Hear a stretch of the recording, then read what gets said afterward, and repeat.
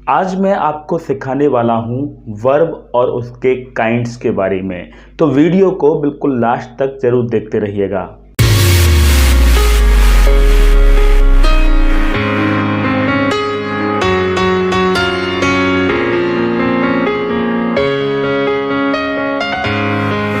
Hello everyone, this is Sumangal Sakarbar and you are watching English पे academy. आज मैं आपको वर्ब और उसके काइंड्स के बारे में बताने वाला हूँ। वर्ब क्या होती है? वर्ब यानी कि क्रिया। क्रिया मतलब काम। क्लियर सी बात है कि जो भी काम हमारे द्वारा होते हैं, हम जो एक्शन करते हैं, उसे वर्ब कहा जाता है। अगर इसकी डेफिनेशन की बात की जाए तो इंग्लिश में इसे कहा जाएगा an action done by something और समवन। किसी व्यक्ति और वस्तु के द्वारा कोई भी एक्शन किया गया है उसे वर्ब कहा जाता है। यहाँ पर लिखा हुआ है verb is an action word. Verb एक एक्शन वर्ड है, एक एक्शन शब्द है, मतलब काम करने वाला शब्द है। जो भी काम हो रहा है, जो भी एक्टिविटी हो रही है, जो भी हरकत, जो भी मूवमेंट हो रहा है, वो सब वर्ब में ही आते हैं। An action done by something और समवन, किसी व्यक्ति के द्वारा, समथिंग मतलब किसी वस्तु के द्वारा और समवन मतलब किसी व्यक्ति के द्वारा कोई एक्शन किया गया है, कोई काम किया गया है, उसे वर्ब कहा जाएगा। जैसे कि एग्जाम्पल में देख लेते हैं, Mohan Yeats a mango. Mohan एक आम खाता है। तो मोहन एक सब्जेक्ट है, काम को करने वाला व्यक्ति है, और मोहन क्या काम कर रहा है? खा रहा है, एक आम को खा रहा है। तो खाना ये वर्ब है। हिंदी में बात की जाए तो वर्ब में ना लगने की पॉसिबिलिटी दिखाई देती है। खाना, पीना, रोना, सोना, जागना। तो समझ में आ चुका होगा कि इस तरह के शब्दों को वर्ब कहा जाता है। मोहन एक आम खाता है, इसमें खाना काम हो रहा है। वह स्कूल जाता है, उसमें जाना काम हो रहा है। पंखा चलता है तो चलना काम हो रहा है। देखो, वस्तु के द्वारा भी काम हो रहा है। पंखा चलता है, पंखा एक थिंग है, वस्तु है, तो उसके द्वारा काम क्या हो रहा है? उसका चलना। तो इसलिए मैंने लिखा है an action done by something और समवन। समथिंग यानी कि वस्तु के द्वारा भी कोई कार्य होता है। अब बात करते हैं इसके काइंड्स के बारे में। काइंड्स देखिए, इसके टोटली 4 काइंड्स होते हैं। 4 काइंड्स में वर्ब को बांटा गया है। काइंड्स ऑफ वर्ब मतलब वर्ब के प्रकार। देखिए, पहला वर्ब है ट्रांसिटिव वर्ब। ट्रांसिटिव वर्ब अगर इसको हिंदी में कहा जाए तो इसे हिंदी में कहा जाता है सकर्मक क्रिया। ऐसी वर्ब जिसका प्रभाव सब्जेक्ट के अलावा ऑब्जेक्ट पर भी पड़ता है, उसे कहा जाता है सकर्मक क्रिया, यानी कि ट्रांसिटिव वर्ब। देखिए, यहाँ पर लिखा है सुमन रीड्स हिंदी। तो सुमन इसका सब्जेक्ट है, रीड वर्ब है। रीड मतलब पढ़ना। सुमन हिंदी पढ़ती है, तो सुमन के द्वारा काम हो रहा है, लेकिन क्या काम हो रहा है? पढ़ना। पढ़ना, इसका प्रभाव पढ़ने का पड़ रहा है हिंदी पर, जो कि इसका ऑब्जेक्ट है। तो सुमन रीड्स हिंदी, तो इसका ऑब्जेक्ट पर भी प्रभाव पड़ रहा है। केवल मैं इतना बोलूँगा सुमन रीड्स, सुमन पढ़ती है, तो वो समझ में नहीं आएगा क्या पढ़ती है, मतलब प्रभाव ऑब्जेक्ट पर भी पड़ रहा है। तो ऐसी कंडीशन में इस वर्ब को ट्रांसिटिव वर्ब कहा जाएगा। ये जो रीड है, ये एक ट्रांसिटिव वर्ब हुई, जिसका प्रभाव सब्जेक्ट के अलावा ऑब्जेक्ट पर भी पड़ता है। अब ऑब्जेक्ट एक से ज़्यादा भी हो सकते हैं। ऑब्जेक्ट 2 कैटेगरी में बांटे गए हैं। एक होता है वस्तुवाचक कर्म और एक होता है व्यक्तिवाचक कर्म। जिसमें व्यक्ति होता है, व्यक्ति कर्म का काम कर रहा है, ऑब्जेक्ट का काम कर रहा है, तो व्यक्तिवाचक कर्म हुआ। वस्तु ऑब्जेक्ट का काम कर रही है तो वस्तुवाचक कर्म होता है।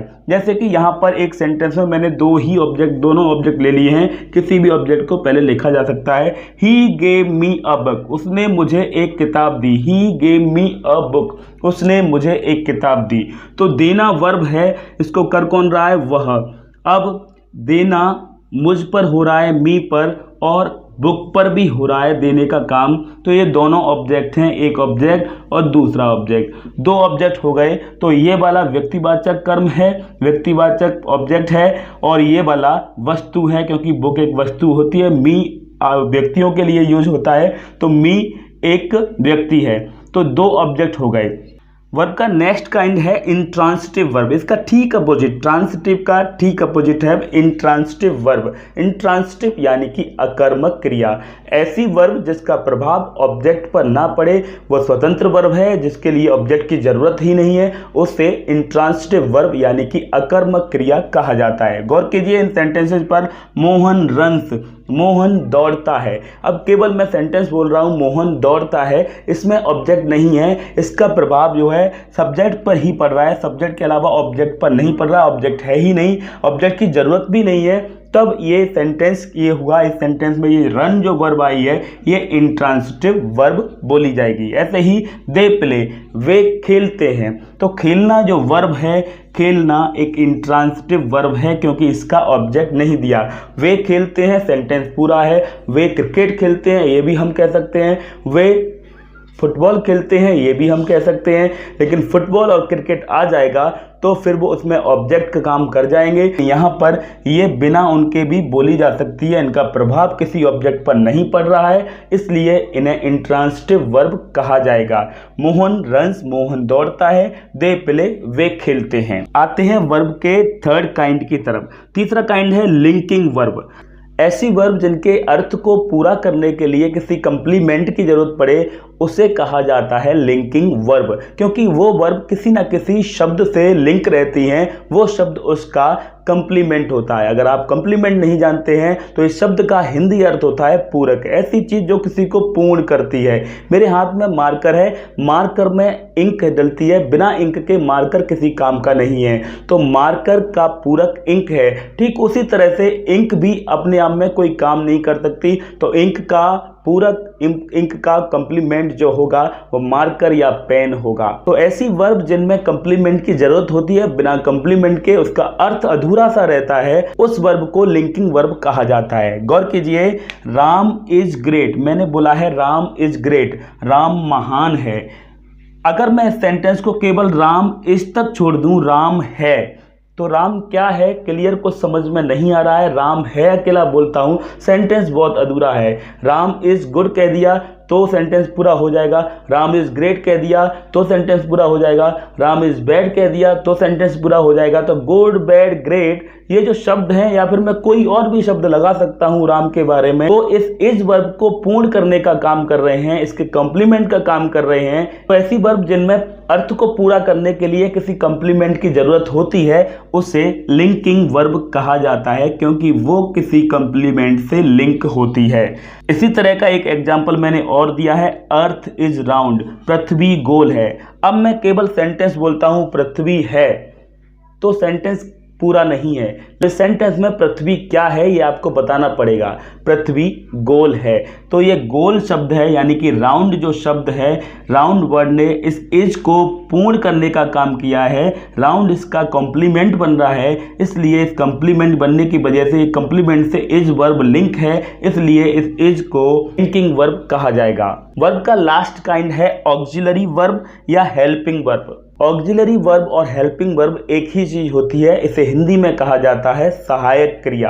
ये वर्ब केवल ये बताने में मदद करती है कि सेंटेंस किस टेंस का है और किस चीज से बिलोंग करता है, सेंटेंस को पहचानने में हमारी सहायता करती है, इसलिए इस वर्ब को हेल्पिंग वर्ब या ऑक्सिलरी वर्ब कहा जाता है। जैसे इस सेंटेंस पर गौर कीजिए, आई एम गोइंग, मैं जा रहा हूं, तो आई एम गोइंग, गो इसकी वर्ब है, मेन वर्ब इसकी गो है, जाना, लेकिन एम ने हमें बता दिया कि ये सेंटेंस प्रेजेंट कंटिन्यूअस से बिलोंग करता है। एम ना होता तो हमें इस सेंटेंस के बारे में कुछ पता नहीं चलता, तो एम ने सहायता की, हमारी हेल्प की ये बताने में कि टेंस कौन सा है, इसलिए इस तरह की वर्ब को हेल्पिंग वर्ब या ऑक्सिलरी वर्ब कहा जाता है। इस कैटेगरी में is, am, are, was, were, will be, has, have been, इस तरह की वर्ब्स आती हैं। ऑक्सिलरी वर्ब अपने आप में दो कैटेगरी में बांटी गई हैं, प्राइमरी ऑक्सिलरी वर्ब और model auxiliary verb. Primary auxiliary verb वो होती हैं जिन्हें आप टेंसेज में यूज करते हैं, प्रेजेंट सिंपल से लगाकर फ्यूचर परफेक्ट कंटिन्यूअस तक 12 टेंसेज में जिन्हें यूज करते हैं वो प्राइमरी ऑक्सिलरी वर्ब होती हैं। लेकिन मॉडल ऑक्सिलरी वर्ब वो होती हैं जो टेंसेज के अलावा हमें सेंटेंसेज बोलने के लिए काम आती हैं, जैसे कि should, must, can, could, may, might. Model auxiliary का भी मैंने एक एग्जांपल यहाँ पर दिया हुआ है, you should go. Should, you should go, इस बात का मतलब है तुम्हें जाना चाहिए। तो शुड हमें बता रहा है कि ये सेंटेंस चाहिए वाले सेंटेंस से बिलोंग करता है, इसलिए ये एक हेल्पिंग वर्ब हुई या फिर ऑक्सिलरी वर्ब हुई। और क्योंकि इसमें शुड मॉडल का यूज किया गया है, इसलिए इसे मॉडल ऑक्सिलरी वर्ब कहा जाएगा।